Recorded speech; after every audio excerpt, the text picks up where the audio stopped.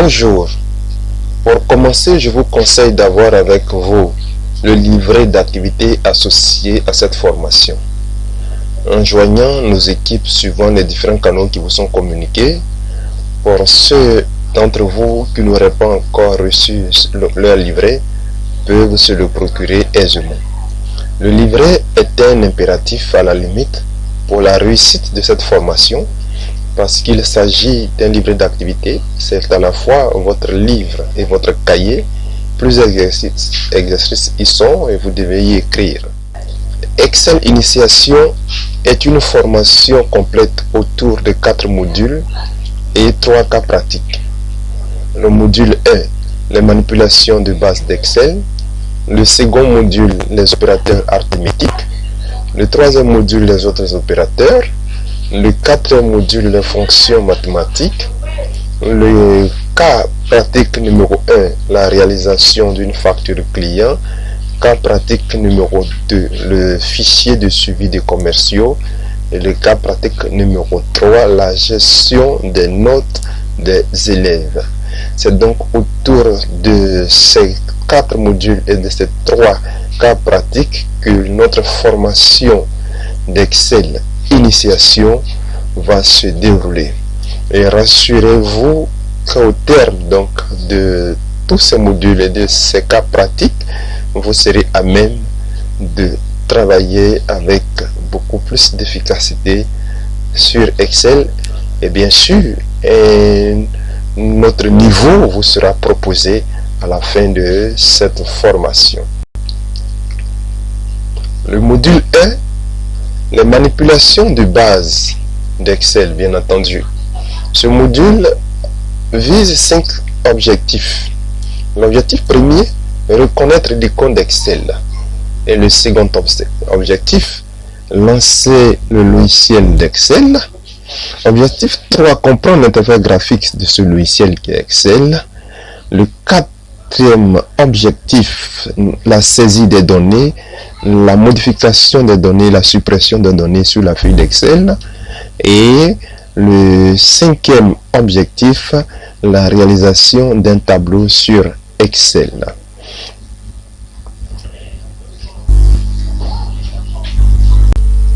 Vous voyez sur cet écran, je sélectionne ici pour vous l'icône de Microsoft Office Excel, la version 2007. Vous pouvez avoir la version 2010, la version 2015, 2017, 2013, je ne sais pas pour quelle année. Vous faites un double-clic sur l'icône d'Excel. L'icône Excel se lance comme la plupart des logiciels en faisant un double-clic sur son icône.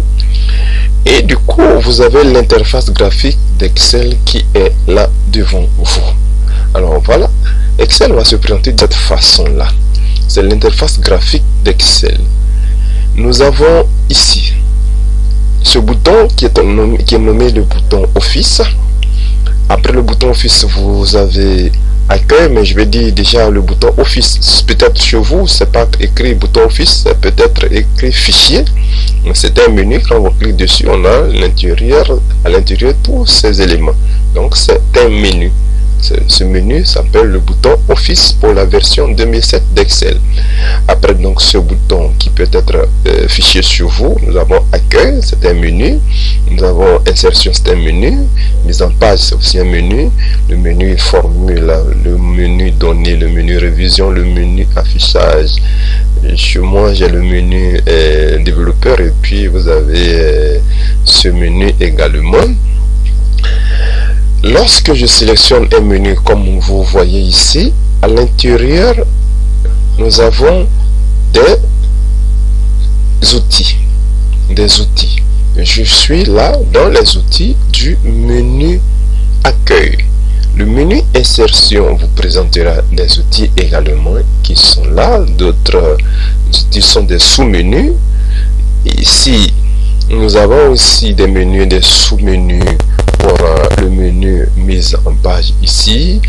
quand je clique sur le menu formule, nous avons tous ces éléments qui sont des outils du menu formule. C'est la même chose pour le menu données. Tous ces éléments sont du menu données. Lorsque nous sommes sur le menu révision, nous avons tous ces éléments qui sont du menu révision. Affichage également vous présentera des éléments du menu affichage. Donc ce que je veux que vous compreniez ici, c'est que chaque menu intègre un ensemble d'outils que nous allons utiliser en fonction des objectifs que nous voulons atteindre, de ce que nous voulons faire. Au fur et à mesure que nous allons donc travailler sur Excel, nous allons solliciter progressivement des outils. Et ces outils, nous devons savoir les localiser. On ne vous demandera pas ici de connaître par cœur l'ensemble des outils qui intégrés par chaque menu, non. Au fur et à mesure que vous utiliserez les menus, vous comprendrez où est-ce qu'il faut rentrer pour solliciter tel ou tel outil. Alors, après donc la barre de menu avec le contenu qu'on appelle les outils, vous avez l'élément qui est là. Cette partie, vous avez AE. Cette partie s'appelle la zone nom.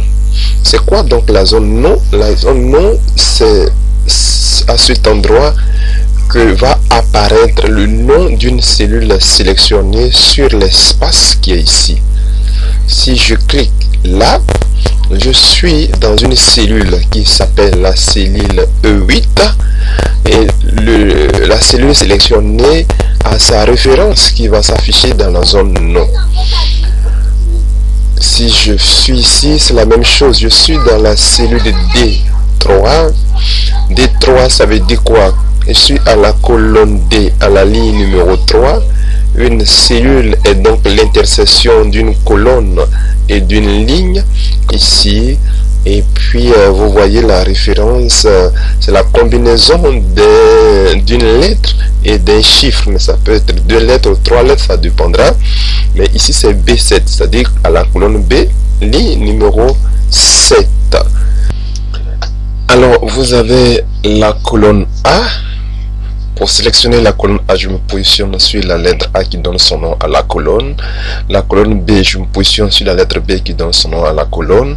On peut le faire pour n'importe quelle colonne. La colonne F, la colonne G, la colonne H, etc. etc. Je disais tantôt que pour voir la dernière colonne de ce feuillet, ce n'est pas compliqué. La première colonne est dans la colonne A que je viens de sélectionner.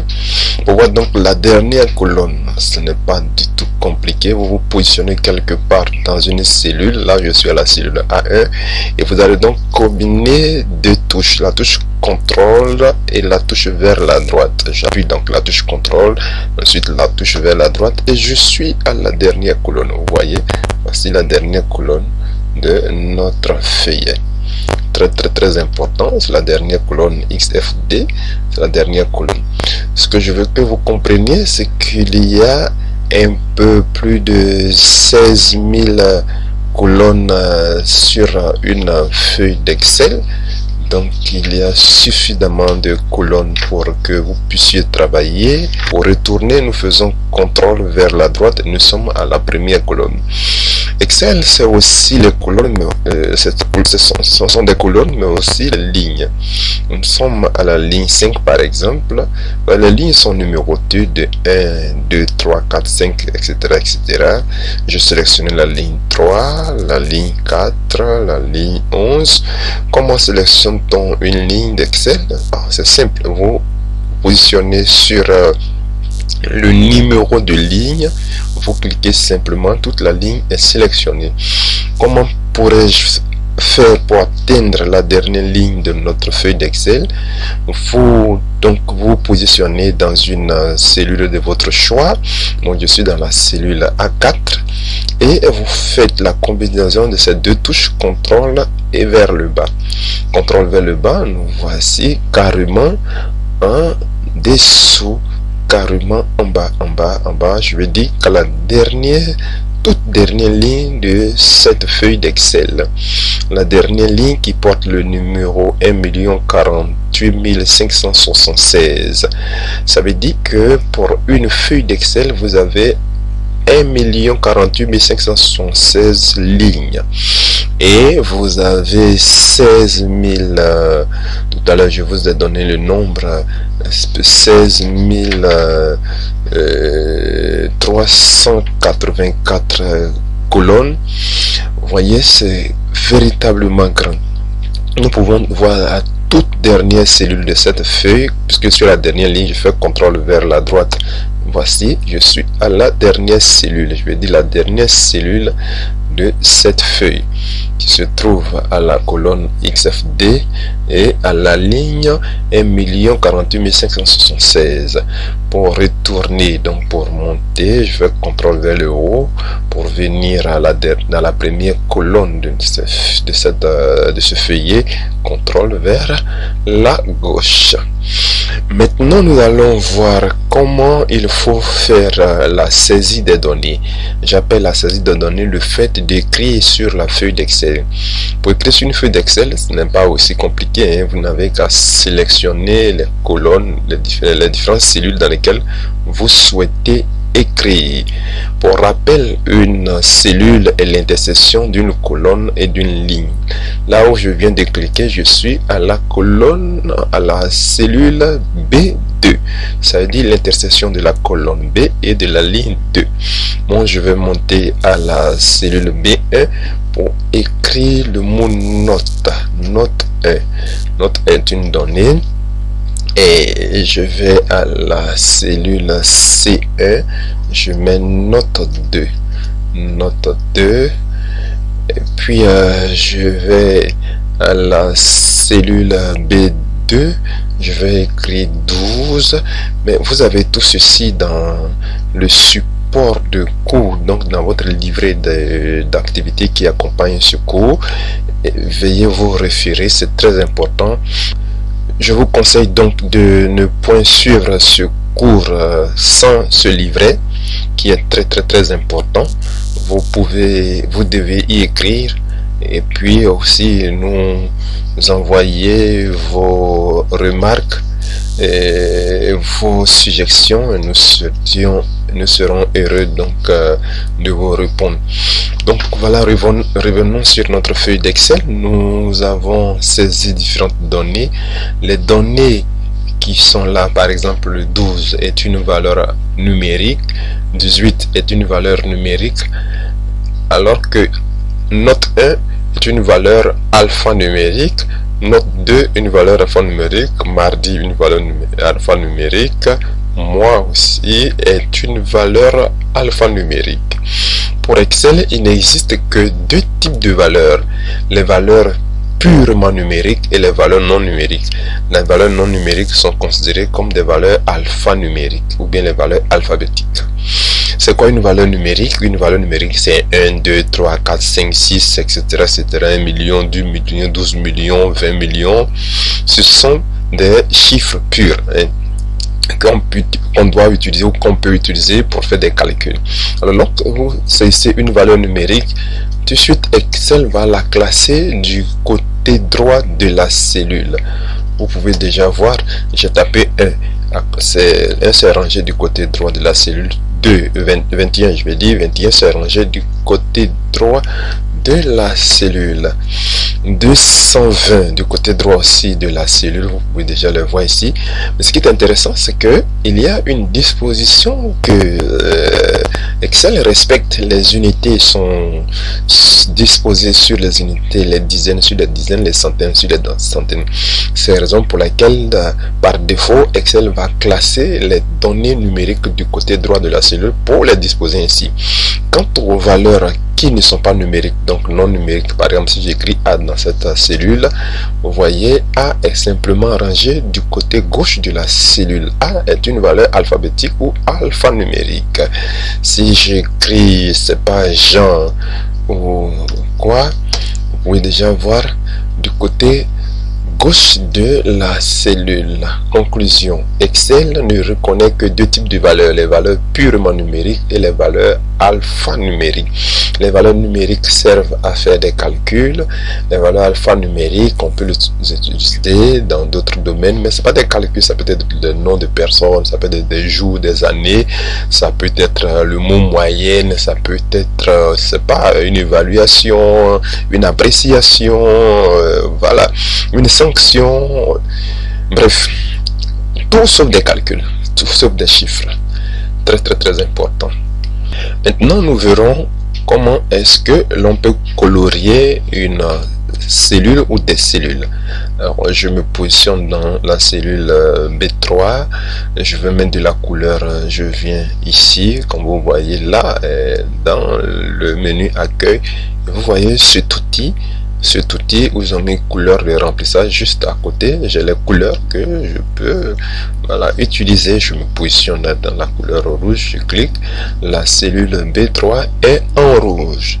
Vous pouvez le faire avec moi, hein. Nous allons donc colorier la cellule D5 en vert. Nous sélectionnons la cellule D5, nous venons chercher l'outil de coloriage et cliquons sur la couleur. Très important, vous pouvez le faire. Si nous voulons le faire pour une plage de cellules, c'est-à-dire nous allons donc sélectionner plusieurs cellules. Là, j'en ai sélectionné 4. Je viens chercher l'outil de coloriage. Je fais ça et j'ai la couleur dans les 4 cellules. Ce qui est très important pour nous. Voilà. Maintenant, nous voyons comment tracer les bordures. Pour tracer les bordures, c'est quoi donc tracer une bordure? Vous voyez cette cellule en rouge qui est la cellule B3 à 4 bordures. Si j'agrandis la cellule B3, vous pouvez voir, voici ici, ça c'est la bordure supérieure. Nous avons à l'opposé la bordure inférieure. Ici, nous avons la bordure gauche. Évidemment, nous avons ici la bordure droite de la cellule. Donc, quelle que soit la taille de la cellule de la feuille d'Excel, elle a 4 bordures. Comment traçons-nous donc les bordures pour avoir un tableau? En réalité, un tableau, c'est un ensemble de bordures tracées. Je vais par exemple sélectionner cette plage de cellules. J'ai sélectionné, je vais tracer les bordures. Donc pendant que cette plage est sélectionnée, je vais chercher l'outil ici dans accueil. Vous voyez ici où c'est écrit bordure, là, bordure intérieure, bordure, je viens sur l'ergot qui est là, le petit triangle qui est dirigé vers le bas. Je cherche donc dans ce sous-menu toutes les bordures. Alors quand je clique sur toutes les bordures, nous verrons toutes les bordures de la plage des cellules tracées. Donc toutes les cellules qui sont dans cette plage des cellules sont tracées, ont donc leur bordure tracée. Je ferai de même pour la cellule B3. Je sélectionne en cliquant simplement sur la cellule. Je vais chercher l'outil de tracé de bordure. Je cherche toutes les bordures ici et vous pouvez déjà voir avec moi les 4 bordures donc de la cellule B3 sont tracées. Vous pouvez le voir, la bordure inférieure est tracée, la bordure droite est tracée, la bordure supérieure est tracée, la bordure gauche est tracée. C'est comme ça qu'il faut tracer les bordures des cellules pour avoir un tableau. À la page 9 de votre livret, vous avez un exercice pour vous exercer, faire un tableau. Vous allez pouvoir le faire et puis répondre à ces petites questions qui vous sont posées. Si vous rencontrez des difficultés, vous pouvez nous appeler. Il est conseillé que vous intégrez notre plateforme pour votre formation. Quel que soit là où vous êtes situé, nous allons travailler avec vous. Donc je dis que n'oubliez pas de prendre votre livret à la page 9 et réaliser le tableau qui s'y trouve. On ne vous demande pas dans cet exercice de mettre des formules pour calculer les différents montants, mais on vous demande simplement de réussir la réalisation du tableau en question. Très important. Si vous rencontrez des difficultés, nous vous prions de bien vouloir nous contacter par mail ou par téléphoniquement. Nous sommes à votre disposition pour vous aider à avancer dans ce cours. Eh bien, vous vous en doutez certainement. Comment pourrions-nous terminer ce module sans travaux pratiques? C'est un bonus ce que nous allons faire pour vous. Nous allons ensemble réaliser un tableau qui comporte des noms, des prénoms, des pays, les âges et le nombre d'enfants. C'est ce tableau que nous allons réaliser. Nous allons mettre en forme les différents mots aux chiffres qui seront utilisés pour que le tableau soit magnifique. Nous allons également le colorier. Ça, c'est très important. Alors, à la cellule B2, nous allons commencer par là. Nous allons écrire le mot nom en mettant N majuscule. Nom. Ensuite, prénom. Prénom. Non, prénom, je mets tout au pluriel puisqu'il y a plusieurs noms et plus prénoms. Je vais mettre pays. Alors, peut-être pays d'origine. Âge.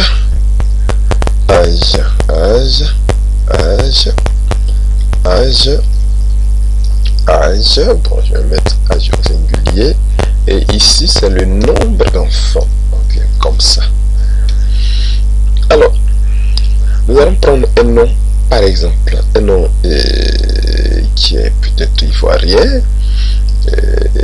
Kofi. Le prénom, c'est Armand. Si c'est votre nom, toutes nos excuses.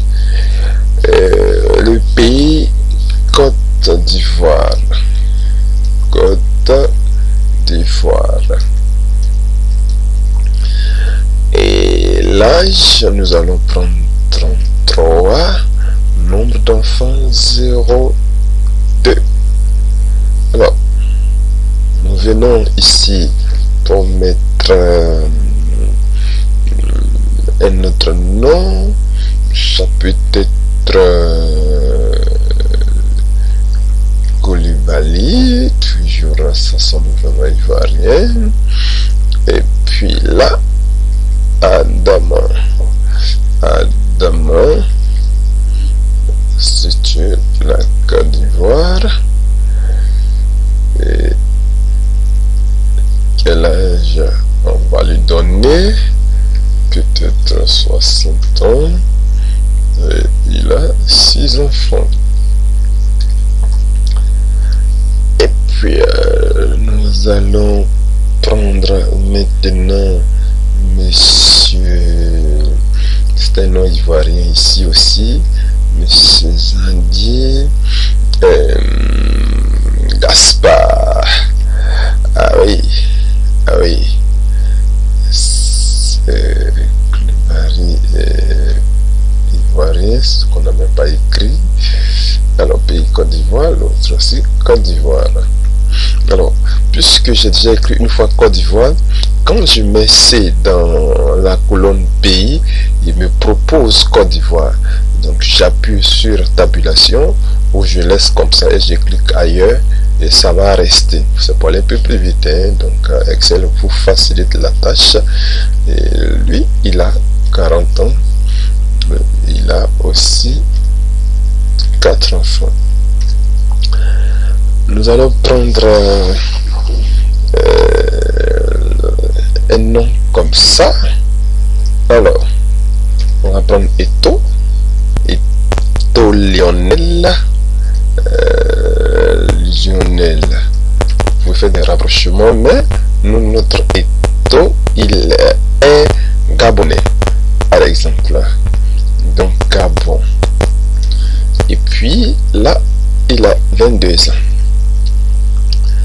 Et il a un enfant. Alors, ce que je veux que vous remarquez, quand je mets 0 et que je valide, je clique ailleurs, Excel met simplement E. Ça veut dire quoi?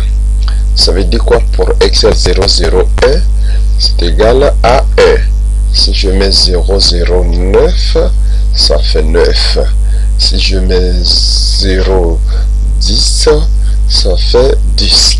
Maintenant, si moi-même je veux forcément qu'il y ait des zéros avant, alors je serai donné, serait imposer cela à Excel en lui donnant ce qu'on va appeler ici un format.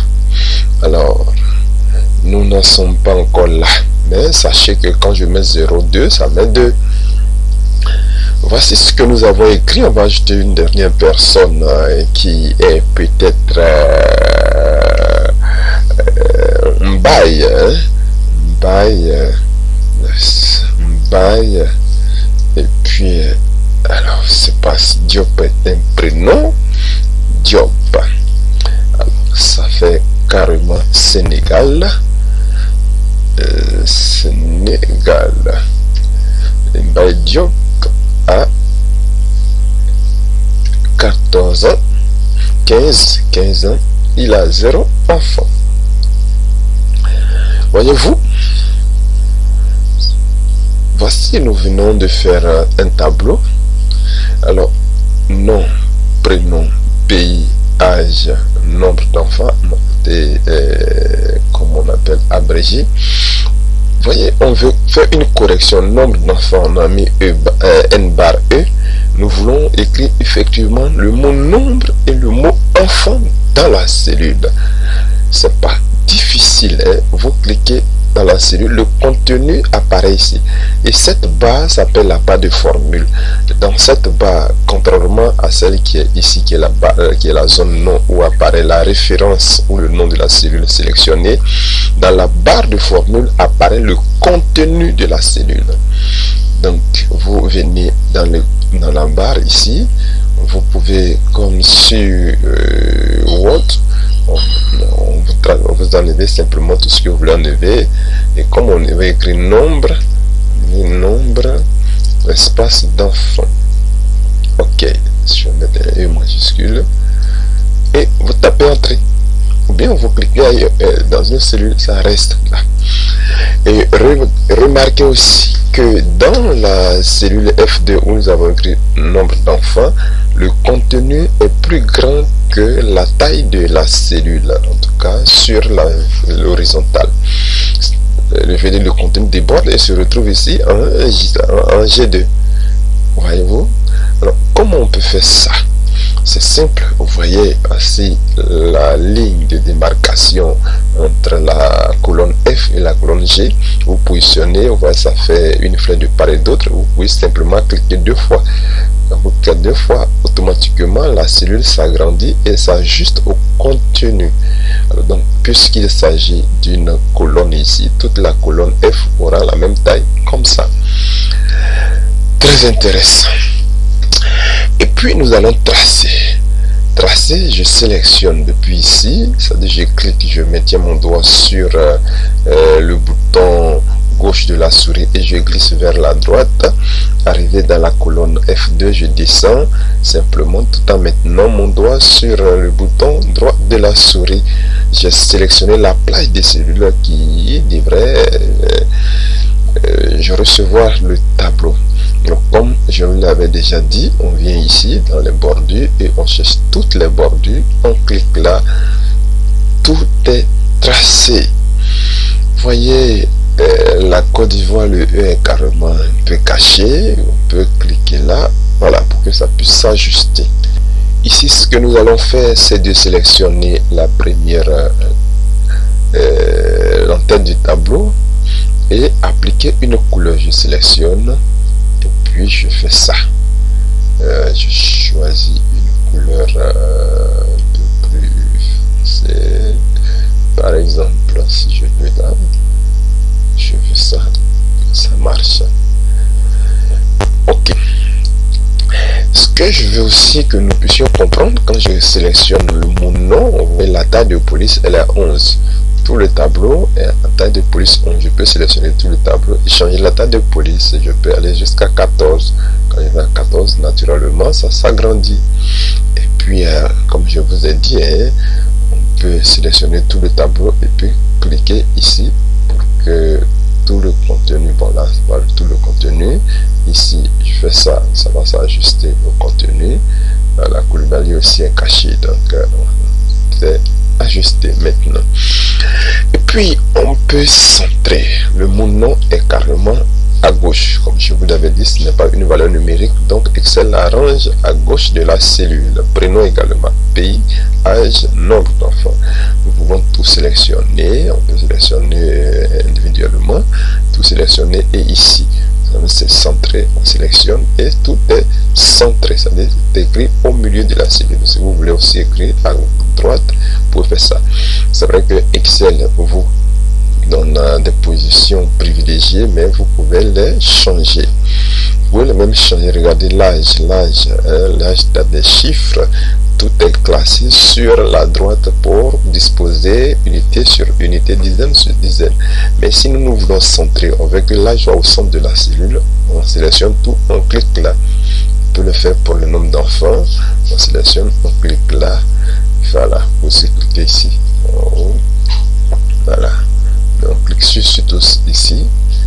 Là, c'est pour d'autres choses, c'est la même chose, mais comme les cellules sont petites, on ne voit pas trop l'importance. Quand les cellules sont plus grandes, on verra ce que ça veut dire.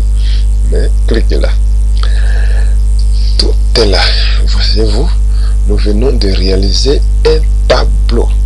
Ici, nous allons connaître le nombre d'enfants de tous nos pensionnaires. On va prévoir donc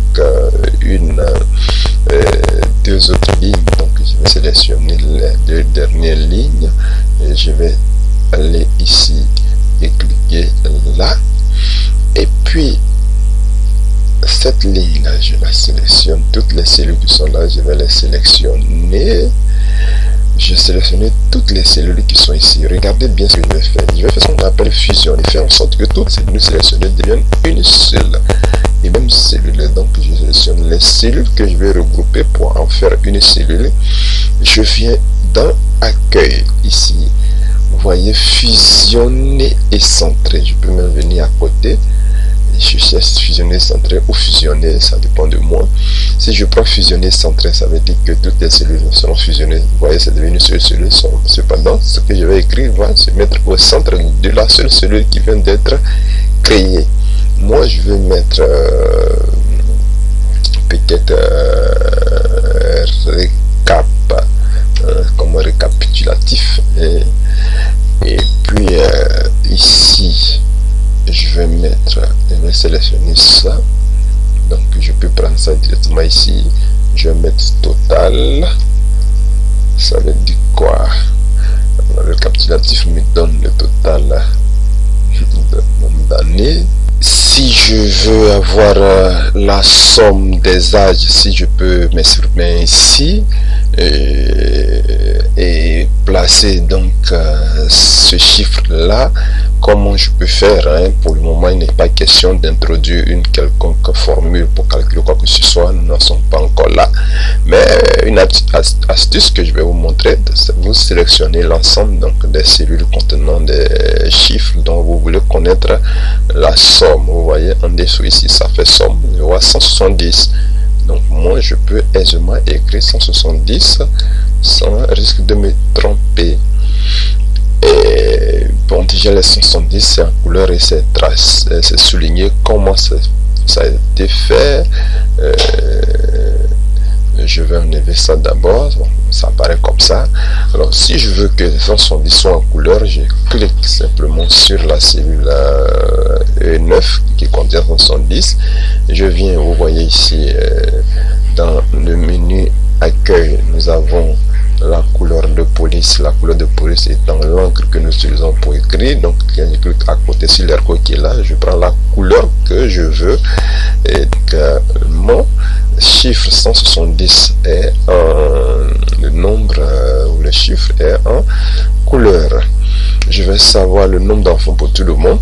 Je sélectionne différents nombres. Vous allez voir que ça va me donner 12. J'écris 12 ici. Auparavant, j'avais déjà appliqué la couleur. Donc, c'est pourquoi ça sort. Donc, je vais aussi souligner. Donc, pour souligner, vous cliquez sur la cellule, vous cliquez sur S et c'est souligné. Pour mettre en gras, vous cliquez sur la cellule, vous cliquez sur G. Le contenu est en gras. Pour enlever le soulignement, si je me mets en couleur, la cellule, cette cellule étant sélectionnée, je viens dans le menu accueil, la couleur de police, je vais prendre la couleur au choix. Voilà, la couleur que je veux, je fais ça, j'ai la couleur. Récapitulons assez rapidement. C'est que pour mettre colorier, vous sélectionnez et vous venez prendre la couleur de remplissage et vous cliquez dessus, vous avez la couleur dans la cellule, alors dans les cellules sélectionnées. Pour mettre en gras, vous cliquez dessus sur la cellule en question, vous cliquez sur G, vous avez le contenu en gras. Pour mettre en couleur, vous faites aussi la même chose, vous cliquez sur la cellule en question, vous venez prendre la couleur dans la couleur de police. Voilà. Nous avons donc fusionné les cellules. Vous savez comment ça se fait. Ces trois cellules ont été fusionnées ici. C'est pratiquement toutes les cellules, les 4 cellules qui sont sur la ligne ont été fusionnées. Alors, j'espère que vous allez vraiment vous amuser et à travailler et à vous améliorer. N'oubliez pas surtout de faire l'exercice de la page 9 de votre livret d'activité.